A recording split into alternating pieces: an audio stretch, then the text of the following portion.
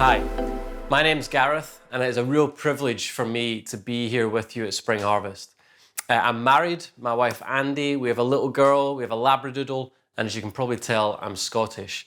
We also run a PR agency, and as a PR agency, we have the privilege of working with Christian charities, NGOs, churches, and some Christian businesses as well.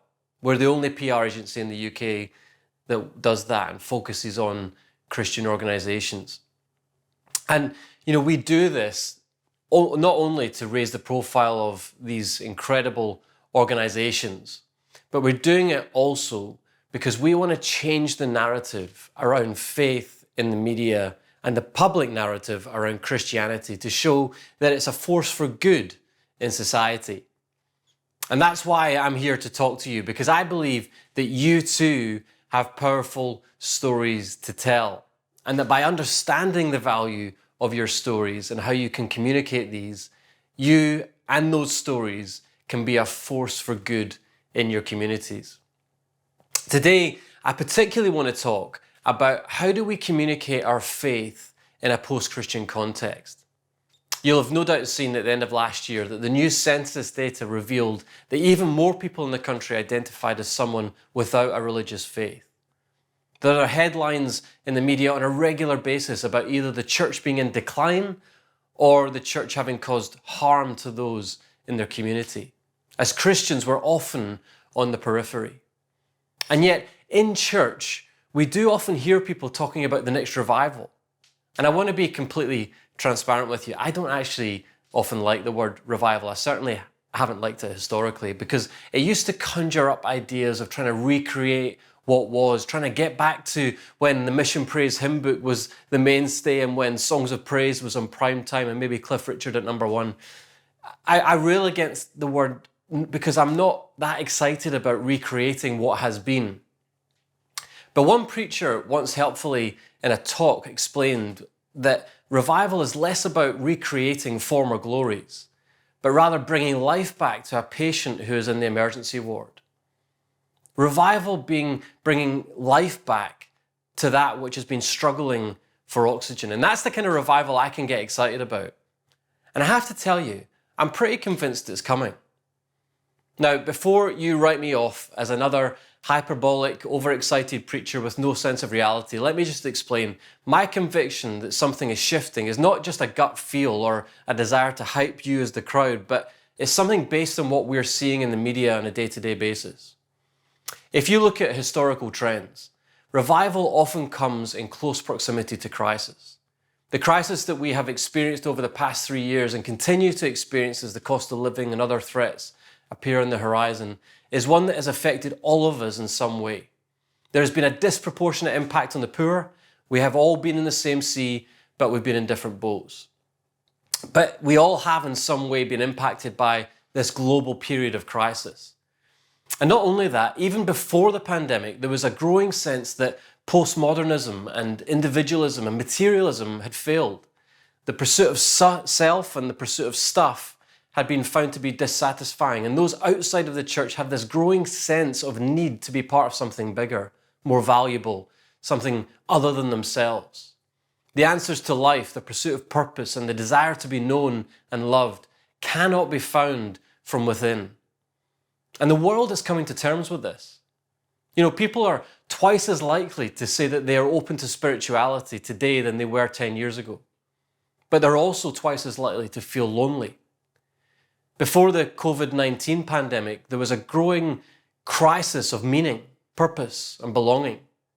Before we hit lockdown, many medics were identifying a corresponding loneliness pandemic. The world is crying out for a message of hope. So what's stopping us? There'll be some of you listening to this and thinking that these shifting cultural sands are not representative of your context. You might be thinking, all of this talk of revival is great for you, Gareth, but we're struggling, we're tired, we don't have the answers for the issues that are being experienced in our community. There's no revival coming here. We're just heading more and more to the fringes of our society. Let me say this to you. The sign of revival is not that life is getting better, but rather people are turning to something other than themselves for meaning. You know, when we read the story of the people of Israel, they would often turn to God in the crisis. When you read the story of Job, God speaks to him in the storm. When you see Jesus healing the dead, he does so in the midst of mourning and suffering.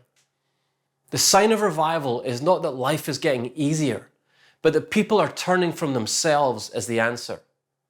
During the pandemic, there was evidence proof that people have begun turning to the church for help because the church provided hope. 10 million people in England said that they or their family had accessed community-based services provided by the church during the first year of the pandemic. During the recent winter and cost of living crisis, there was a Times article that revealed faith groups keep 2.6 million people fed and warm during the coldest months. Another article in the BBC recently highlighted thousands of people from churches and across the country had welcomed people from Hong Kong who left the country for fear of the political crackdown.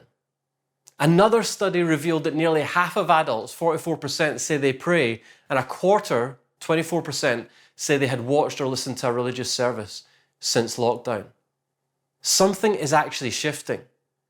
In another study, 34% of non-Christians now agree that local churches are making a positive difference in their community. That's up from 20% 3 years ago. Perceptions are changing. So let me ask you this again. What's stopping us? I think there's 3 barriers to revival: confidence in the story, fear of the response, and a commitment to learning the language. Let's start with confidence in the story. I think, if I'm being honest with you, that the church has probably lost its mojo a little in how it shares its story. And I can understand why. You know, we are living in a postmodern, post-Christian, secular world. We are the outliers. What we believe is countercultural. And sharing what we believe risks ostracizing ourselves. But as I've said, postmodernist secularism and rampant individualism has failed. Just because that's the culture we live in doesn't mean that it works.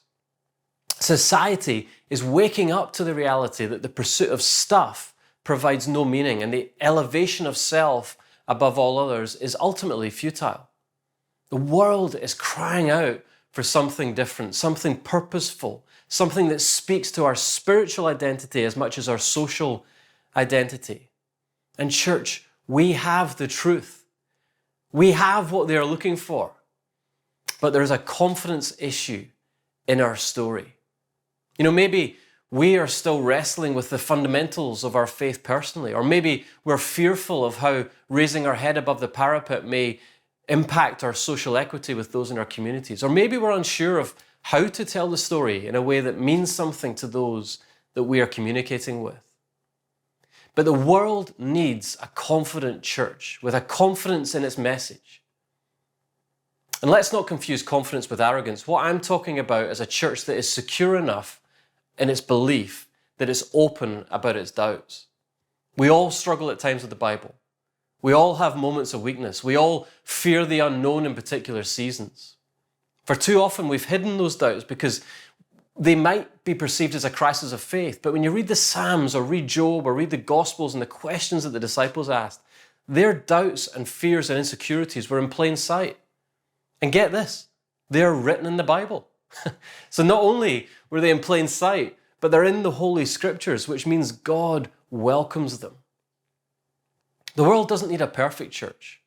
The world wants an authentic church with a confidence in the gospel message that we don't have all the answers, but thank God He does, and we can find peace and joy and purpose in that truth. I actually think in the UK that we're moving from living in a post-Christian society to a pre-Christian society. We're now living in a culture where there's a second generation of parents who have never been to church. And for those who remember the good old days of Britain being a Christian country, that might be a sense of mourning that loss. But let's flip that. If these individuals and families have never been to church, they've never been hurt by church, they've never been taught poor theology, they just need to be introduced to the person of Jesus. And that, I believe, is where we're going to see revival. You know, when we are confident that the gospel is indeed the truth, that it is a message for all, and that it is our story to tell, we're going to see lives changed in our neighborhoods, in our workplaces, and schools and colleges and families. As Christians, we're called to be salt and light in our communities and to embody the good news and share it. That's why I'm here at Spring Harvest, to explore how, as a church, can we seek the prosperity of the places in which we live in an upside-down kingdom. And the media can be an incredibly powerful ally in this mission. You know, research tells us that we are now in the second generation of families who have never been to church. It doesn't matter how good your welcome on a Sunday or how well crafted your Facebook posts are. These people are not connected with us. They're oblivious, and church is very much peripheral. What they're not oblivious to is the media. According to Ofcom's latest report, 75% of UK adults turn to the television for their news. The internet is the second most common source of news. So the media can be an effective channel in speaking to and engaging with those outside the church. This offers us a huge opportunity because these folks have never been hurt by church. They've never been taught poor theology. They just need to be introduced to the person of Jesus, and that will be transformative. We've just come out of a pandemic. The cost of living is spiraling, and it looks like we're heading full tilt towards recession. That's if World War III doesn't happen first. Even the movie stars that we turn to take our minds off things have taken to airing some very dirty laundry in court. Our world is crying out for better stories. It's crying out for hope. People need authentic stories of redemption, of empathy, of grace, of where they can find help and healing. We've got those stories. And the media, I believe, can help us tell them. We don't just have nice stories that make people smile for a minute before they get on with their lives. Our stories can make a real difference. You know, one of our clients, you may have heard of them, Christians Against Poverty. They ran a campaign in the local media and on their social media channels to offer hope for people struggling with problem debt.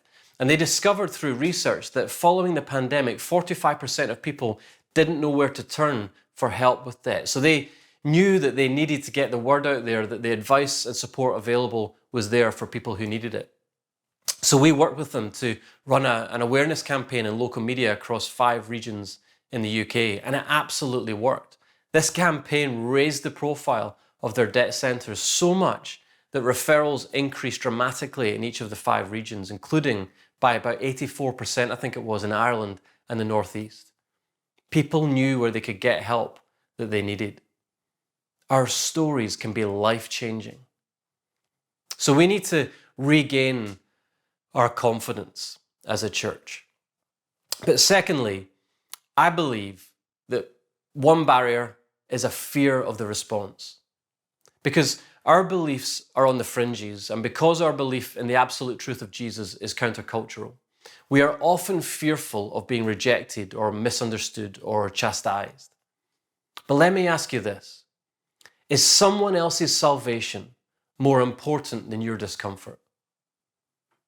I know that's direct. I know it could even come across as harsh. And that's not my intention. My intention is urgency.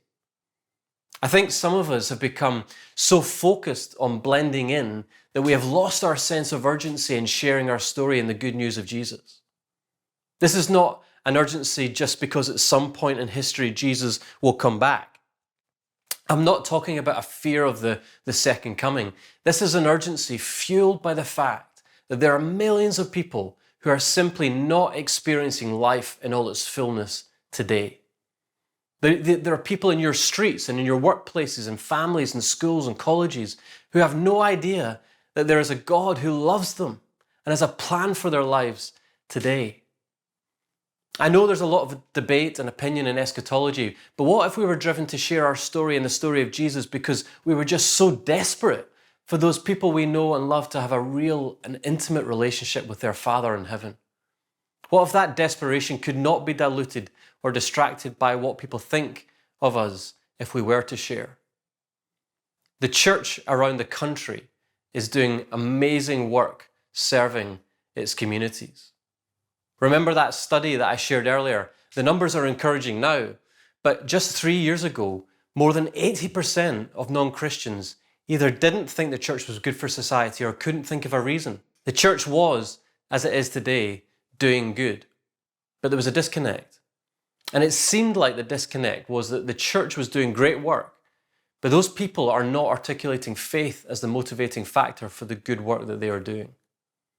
There must be an urgency in sharing our faith, because there are people around us who are isolated and lonely. There are people around us who are addicted and hopeless. There are people around us who are fearful and depressed. The hope of the gospel can be their freedom, but we have to overcome our fear to see that become a reality. As I mentioned earlier, I run a PR agency helping Christian organizations to raise their profile and influence through the media. And we see this same fear through some of those organizations. They're worried sometimes that they'll be misrepresented or that the media will try to entrap them. And that fear is not always unfounded. You know, we've seen Christians pilloried in the media, sometimes with just cause when wrongdoing is exposed, but other times not. Having worked on numerous negative or controversial media stories about Christian organizations, I know it can be a very painful experience for both those at the center of the church and the wider church as well. In fact, at Jersey Road, we've found that the only time churches tend to come to us is typically when they're facing a media crisis. And because of that, we produced an e-learning course specifically for church leaders to help them recognize where they might be at risk of facing a media crisis and take action to prevent it from happening and be prepared so that they can respond well if something does go wrong. Because we know how damaging a media crisis could be. We've kept it very short and affordable to encourage as many church leaders to do it as possible. And you can find that on our website. So yes, we know it takes courage and wisdom to speak to the media. But the reality is, if we don't tell our story, someone else will. If we're too afraid to talk about the good that the church has to offer and provide some balance to those bad stories, the perception of Christians will become even more skewed and negative. But if we pepper the media with good news stories, we can build a narrative, a better narrative about faith. That's how we combat the cynicism and invite people to see the good news for what it truly is, or one way of doing it. You know, we are seeing Christian stories regularly being placed in The Guardian, in The Times, in The Telegraph, the BBC, Sky News, and others. If instead of looking at the media with suspicion, we seek to understand their worldview and come to them with stories that fit both their agenda and ours, we're much more likely to receive the positive coverage that we want to secure. So firstly, we need to be confident in our story. We need to, secondly, overcome the fear of the response. And finally, we need to commit to learning the language of those around us. If you've been in church for a while, you may have picked up that in church we often speak our own language. We have a syntax that to those outside of the church may seem alien. We use words that those who are coming from those second generation of families never to attend church simply don't understand. What do you mean if you want some ministry at the end? Is that not a government department? What do you mean read my Bible on my phone? You mean there's an app for that? What do you mean Matthew 5:25? Is that not the Wi-Fi password? As a business, when we set up, we needed to do market research. We needed to ask who is our audience, where do they work, what are they interested in, what are their needs, and how do they speak, and where do they consume information. Now, for some of you, it may smart a little for me to suggest that we take some of these business principles and apply them to personal relationships and the message of the gospel.